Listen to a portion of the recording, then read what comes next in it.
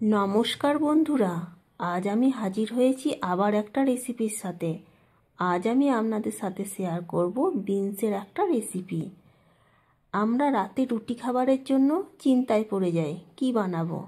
তো রাতে রুটি খাবারের জন্য এই সবজিটা আপনারা বানিয়ে নিতে পারেন, অথবা এই শীতকালে গরম ধোয়া ওঠা ভাতের সাথেও এটা বানিয়ে খেতে পারেন। আসুন তাহলে রেসিপিটি দেখে নেওয়া যাক। আমি ওভেনে একটা কড়াই বসিয়ে দিলাম, এর মধ্যে এক বাটি জল নিয়ে নিলাম। জলটা একটু গরম হয়ে গেলে কিছুটা পরিমাণ বিনস কেটে ধুয়ে জল ঝরিয়ে পরিষ্কার করে রেখেছিলাম এটা দিয়ে দিলাম।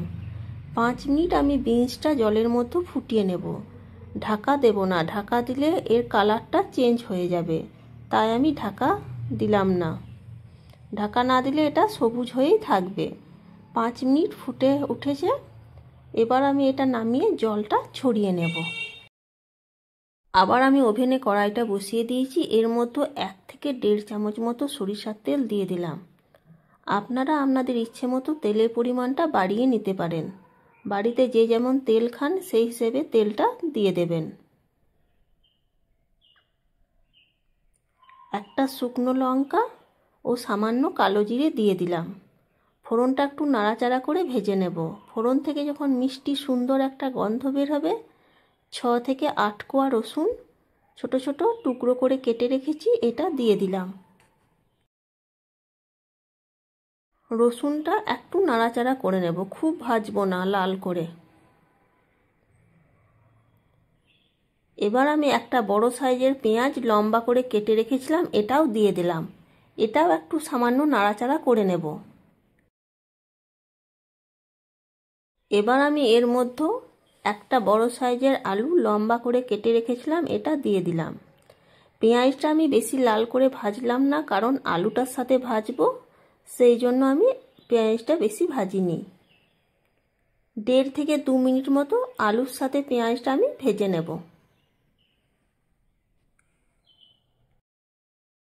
পেঁয়াজ এবং আলুটা ভাজা ভাজা হয়ে গেছে। 2 মিনিট পর আমি এর মধ্যে 1/3 চামচ জিরে গুঁড়ো, পরিমাণ মতো হলুদ, 1/3 চামচ ধনে গুঁড়ো ও 1/3 চামচ কাশ্মীর লাল লঙ্কা গুঁড়ো দিয়ে দেব।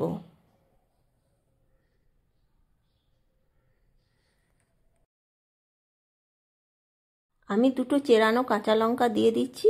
আপনারা লঙ্কা গুঁড়ো অথবা কাঁচা লঙ্কা পেস্টও দিতে পারেন। সামান্য পরিমাণ জল দিয়ে দিলাম।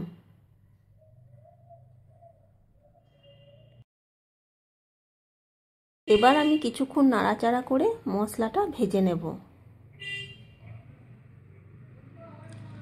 1-1.5 মিনিট মতো নাড়াচাড়া করার পর আমি 2 মিনিটের জন্য একটা ঢাকনা দিয়ে দিলাম।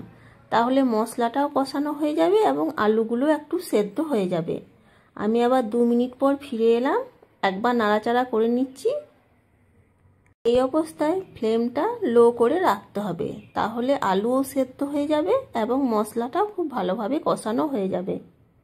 আলুটাও কিছুটা সেদ্ধ হয়ে গেছে মশলাটা কষাতে কষাতে। এবার আমি এর মধ্যে যে ফুটিয়ে রেখেছিলাম বিনসগুলো জল ঝরিয়ে রেখেছি ওটা দিয়ে দিলাম।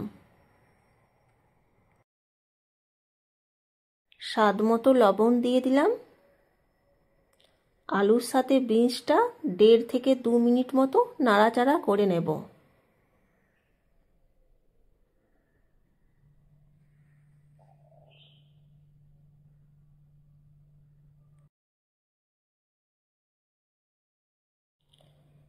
ফ্লেমটা লো করে আমি 2 মিনিটের জন্য ঢাকনা দিয়ে দিচ্ছি। আমি 2 মিনিট পর ফিরে এলাম, একবার নাড়াচাড়া করে নিচ্ছি।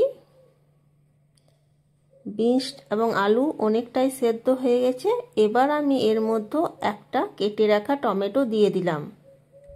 আমি এই অবস্থায় টমেটোটা দিলাম কারণ বিনস এবং আলুটা কিছুটা সেদ্ধ হয়ে গেছে, তারপর দিয়েছি। আগে দিলে বিনস এবং আলুটা সেদ্ধ হতে দেরি হতো। আবার 2 মিনিটের জন্য একটা ঢাকনা দিয়ে দিলাম টমেটোটা নরম হবার জন্য। আমি 2 মিনিট পর ফিরে এলাম। 1 থেকে 1.5 মিনিট আবার আমি ঢাকা খুলে নাড়াচাড়া করে নেব। টমেটোটা অনেকটাই সেদ্ধ হয়ে গেছে।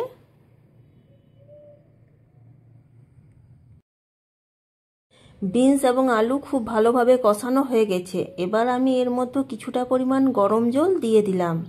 আপনারা যদি এটা ভাজা ভাজা খেতে চান তাহলে আরও 1 থেকে 1.5 মিনিট মতো নাড়াচাড়া করে গরম মশলা এবং ধনেপাতা দিয়ে নামিয়ে আপনারা পরিবেশন করতে পারেন। কিন্তু আমি একটু গা মাখো মাখো রাখবো, তাই আমি গরম জল দিয়ে দিলাম এবং 2 মিনিটের জন্য ঢেকে দিলাম। আমি আবার 2 মিনিট পর ফিরে এলাম। একবার নাড়াচাড়া করে নিচ্ছি। আমার সমস্ত কিছু একদম সেদ্ধ হয়ে গেছে। এবার আমি এর মধ্যে 1/3 চামচ চিনি দিয়ে দিলাম। আপনারা এটা স্কিপও করতে পারেন। এবার আমি এর মধ্যে সামান্য পরিমাণ ধনেপাতা দিয়ে দিলাম এবং 1/3 চামচ গোলমরিচের গুঁড়ো দিয়ে দিলাম। আপনারা এর মধ্যে সামান্য পরিমাণ গরম মশলা দিয়ে দিতে পারেন, কিন্তু বাড়িতে গরম মশলা অপছন্দ করে, তাই আমি গরম মশলাটা দিচ্ছি না। এবার সমস্ত কিছু আমি খুব ভালোভাবে নাড়াচাড়া করে এটা আমি গরম গরম ভাতের সাথে অথবা রুটির সাথে সার্ভ করে নেব।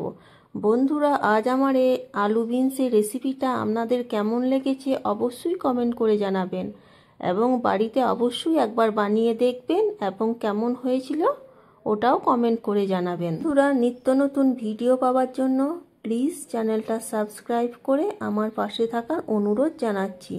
তাহলে আবার দেখা হবে নতুন কোনো ভিডিওর সাথে।